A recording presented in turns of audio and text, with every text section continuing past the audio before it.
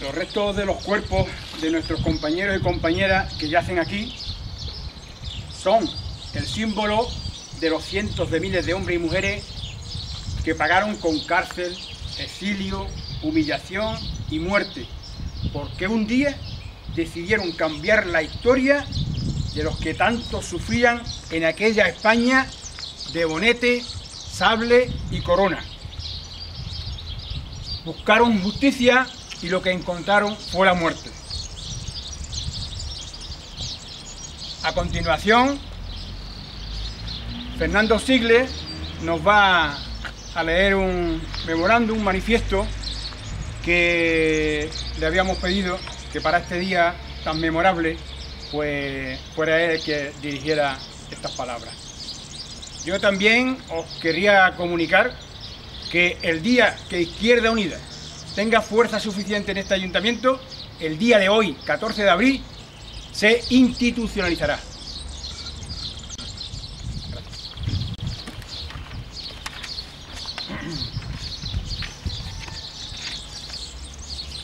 El 21 de enero de 2006 nos reunimos aquí para rendir homenaje a las víctimas inocentes de una dictadura que empezó con un golpe de Estado contra el régimen constitucional que había nacido, como hoy, un 14 de abril. Fue hace 80 años. Recordemos que tras el paréntesis de la dictadura de Primo de Rivera, el último gobierno de la monarquía se planteó normalizar la vida política del país mediante un programa de sucesivas convocatorias electorales. La primera de ellas se fijó el 12 de abril de 1931. Se trataba de renovar la composición de los ayuntamientos y esta fue una oportunidad que las fuerzas antidinásticas aprovecharon para plantear estos comicios como un verdadero plebiscito sobre la forma política del Estado, monarquía o república. El único mitin electoral celebrado en Ubrique en esta campaña lo organizó el Círculo Republicano Socialista en el Salón Siglo XX. Ante un auditorio de 400 personas intervinieron los republicanos ubriqueños José Esquivel Suárez y Domingo Agüera Domínguez y el futuro diputado Santiago Rodríguez Piñer. Fueron las primeras elecciones en mucho tiempo limpias y transparentes. En Ubrique se votó en 5 colegios electorales, ubicados en las 2 escuelas nacionales de la Ermita de San Pedro, la oficina de sanidad de la calle Ingeniero Juan Romero Carrasco, la escuela de la calle Sagasta y una casa particular de la calle Toledo. Sabemos que en el conjunto del país el triunfo cualitativo correspondió a las candidaturas antidinásticas reunidas en la conjunción republicano-socialista, y fue tan significativa su victoria, en concreto en 41 capitales de provincia, que los resultados de unos comicios municipales provocaron la caída de todo un régimen. Al conocerse estos resultados, el país se echó a la calle. España se convirtió en una verdadera fiesta democrática y el 14 de abril de 1931 fue proclamada oficialmente la Segunda República Española. En Ubrique, las elecciones del 12 de abril dieron la victoria también a la conjunción republicano-socialista, que obtuvo 5 concejales. La lista monárquica logró 4 y hubo 5 independientes. Entonces las listas eran abiertas y el elector podía confeccionar a su gusto el orden de los elegidos. En Ubrique, el más votado fue Francisco Vallejo Canto, ojalatero de profesión, miembro del Partido Republicano Radical, que pese a su denominación ocupaba el espectro moderado del republicanismo. Y hay que decir que Vallejo figura aquí, en este monumento, al final, con su esposa, como una de las víctimas asesinadas por los golpistas. Se cuenta que el mismo día de la votación se oyeron en Ubrique vítores a la República por las calles de este pueblo. Fue Vallejo, precisamente, como representante del Círculo Republicano Socialista, quien, junto con el líder de la juventud de esta coalición, Gregorio Crespo, firmó la solicitud de autorización para celebrar por las calles de Ubrique el advenimiento de la República. Los ubriqueños se manifestaron el 15 de abril e izaron la bandera tricolor en el balcón del ayuntamiento. El día siguiente, el 16 de abril, a las 9 de la noche, se constituyó oficialmente la nueva corporación salida de las urnas. Aquella fue una jornada histórica. En el ambiente dominaba la ilusión por el nacimiento de un régimen anhelado durante décadas, porque la República representaba una oportunidad para crear una sociedad que eliminara la injusticia social y un sistema político verdaderamente democrático, que superara la lacra del caciquismo y la oligarquía de la época de la Restauración.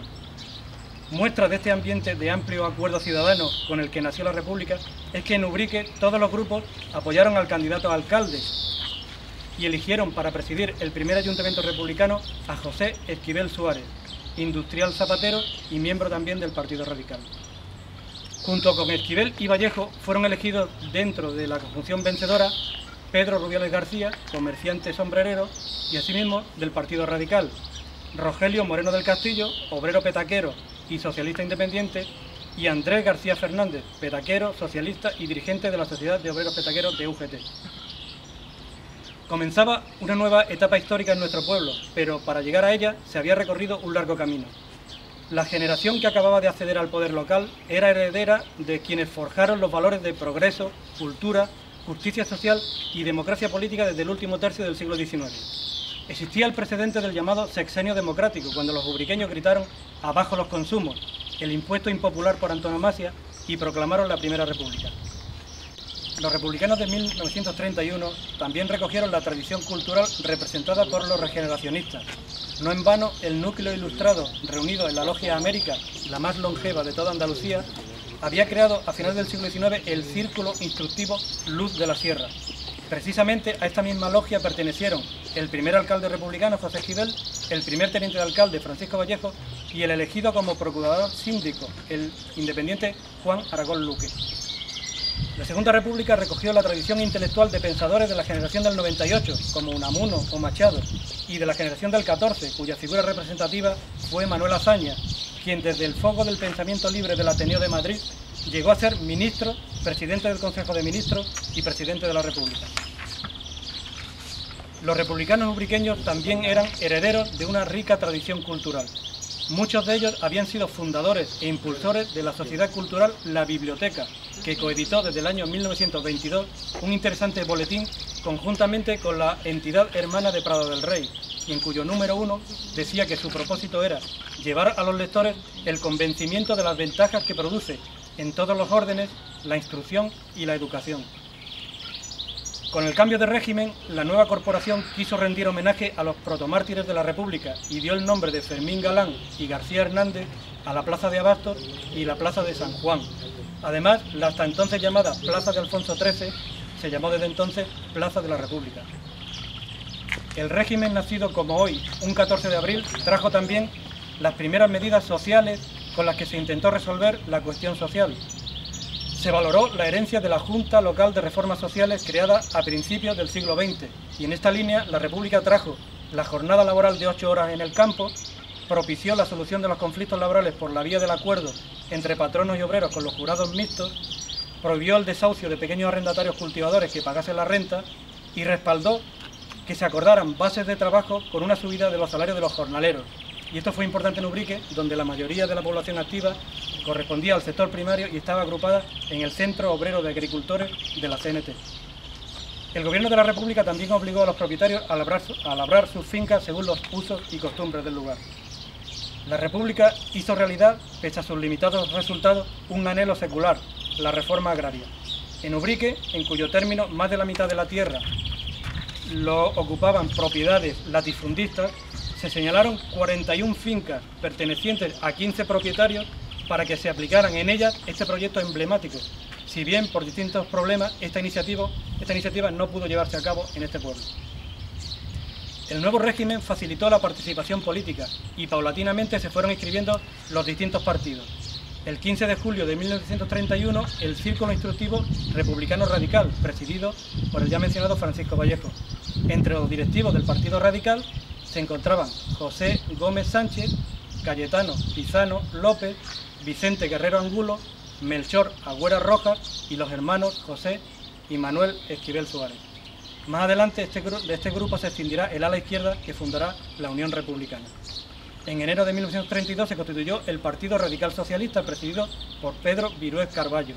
Posteriormente, este partido se convertirá en Izquierda Republicana, donde militó el último alcalde republicano de Ubrique, Manuel Arenas, el Americano. Más a la izquierda, el 3 de agosto de 1931 se constituyó la Agrupación Socialista de Ubrique en el Café Janeiro de la Plaza García Hernández, con Manuel Arenas Rubiales, Pedro Fernández Mena, José Castro Blanco, Manuel Marín Gómez y Marcos León López, entre otros. La Juventud Socialista la fundó Andrés García. Finalmente, el 25 de marzo de 1936 se fundó la Juventud Comunista con José Antonio Orellana, José García Moreno, Alfonso Ramos y Pedro García. La Constitución fue la gran aportación legislativa de la República, aprobada en diciembre de 1931. Su artículo primero decía: España es una república democrática de trabajadores de toda clase que se organiza en régimen de libertad y justicia. Los poderes,